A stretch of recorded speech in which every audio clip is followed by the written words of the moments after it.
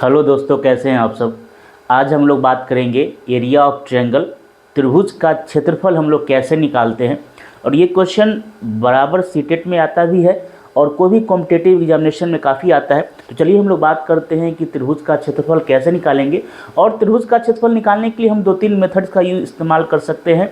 अगर बेस और हाइट दिया हुआ हो, या तीनों भुजा की लंबाई दी गई हो, या त्रिभुज अगर कोई स्पेशल काइंड ऑफ ट्रायंगल है, जैसे समबाहु त्रिभुज हो या राइट एंगल ट्रायंगल हो, तब उसके लिए हम लोग क्या क्या मेथड अपनाएंगे।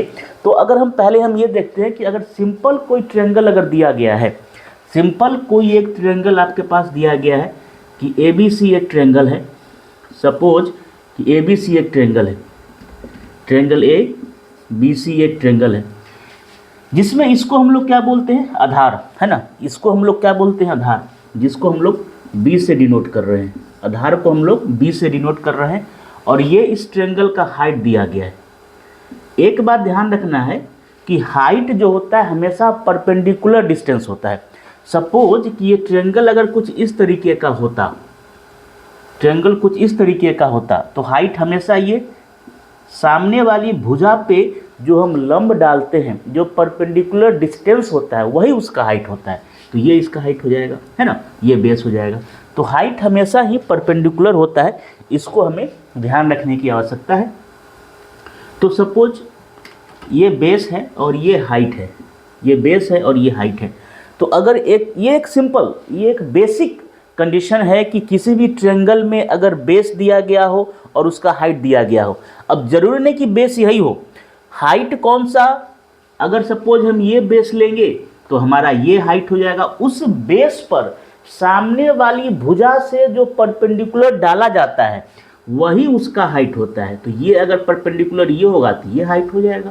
अरे बात समझ में, ऐसा कुछ नहीं कि यही हाइट है, लेकिन हाँ समझाने के पर्पज़ से हम लोग ये कर रहे हैं कि इसको हम बेस मान रहे हैं और इसको हाइट मान रहे हैं। तो अगर किसी भी ट्रायंगल में बेस और हाइट दिया गया है तो उसका क्षेत्रफल कैसे निकालेंगे।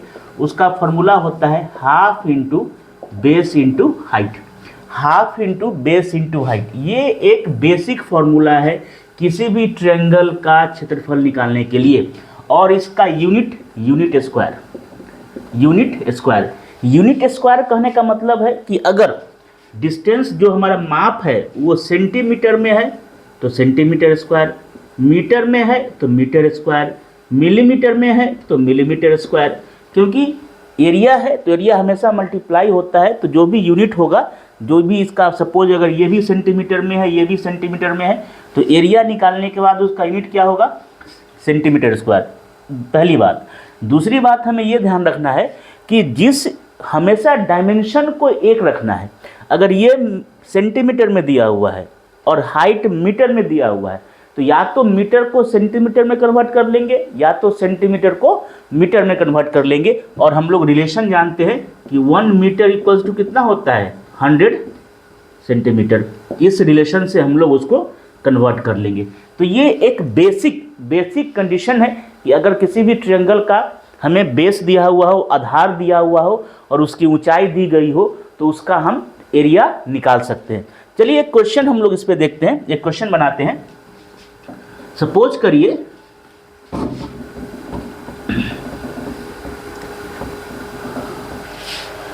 एक ट्रायंगल है जिस ABC एक ट्रायंगल है जिसमें आधार 10 सेंटीमीटर दिया गया है। ये आधार की माप जो है वो 10 सेंटीमीटर है। और ये जो ऊंचाई है, ऊंचाई हमेशा परपेंडिकुलर डिस्टेंस होता है, परपेंडिकुलर होगा, ऊंचाई 5 सेंटीमीटर दिया गया है। तो कहता है कि इस त्रिभुज का क्षेत्रफल निकालने के लिए, इस त्रिभुज का क्षेत्रफल, तो अभी हम लोग फॉर्मूला देख चुके हैं कि क्षेत्रफल equal to 1/2 b into H. B का मतलब है आधार, बी का मतलब है आधार और एच का मतलब है हाइट, ऊंचाई, है ना। तो 1/2 फॉर्मूला लिख लेंगे, 1/2 इंटू बी इंटू एच। तो हाफ इंटू बी, बेस का माप कितना दिया गया है, बेस का माप है 10 सेंटीमीटर, इंटू ऊंचाई का माप कितना है, ऊंचाई का माप है 5 सेंटीमीटर। तो इसको सॉल्व कर लीजिए, 2 से ये 5 और 5 इंटू 5 25। और अभी हम बताएं कि यूनिट जो लिखेंगे वो यूनिट स्क्वायर में लिखेंगे। तो यूनिट किस में दिया हुआ है, सेंटीमीटर में, और ये भी सेंटीमीटर में। हमेशा डायमेंशन को चेक कर लेना है, हमेशा यूनिट को चेक कर लेना है कि हमेशा सभी भुजाओं का जो यूनिट दिया हुआ है ना, उसकी डायमेंशन जो दी गई है वो एक ही हो, या तो सभी सेंटीमीटर में हो, या तो सभी मीटर में हो, या तो सभी मिलीमीटर में हो, एक ही डायमेंशन में सबको रखना है। तो 25 और ये सेंटीमीटर में है तो ये हो जाएगा 25 सेंटीमीटर स्क्वायर। ये हो गया इसका आंसर। आई होप कि आपको ये समझ में आया होगा। अगले वीडियो में हम लोग बात करेंगे कि अगर त्रिभुज की तीनों भुजाएं दी गई हो और तीनों भुजाओं का माप दिया गया हो, तब उस ट्रायंगल का हम लोग क्षेत्रफल कैसे निकालेंगे। और हम लोग ये भी देखेंगे कि अगर समबाहु त्रिभुज, जो जिसको हम लोग इक्विलेटरल ट्रायंगल भी बोलते हैं, इक्विलेटरल ट्रायंगल का एरिया क्या होता है ना, आइसोसेलेस समबाहु त्रिभुज का एरिया क्या होता है। तो अगले वीडियो में बने रहिए। Thank you so much.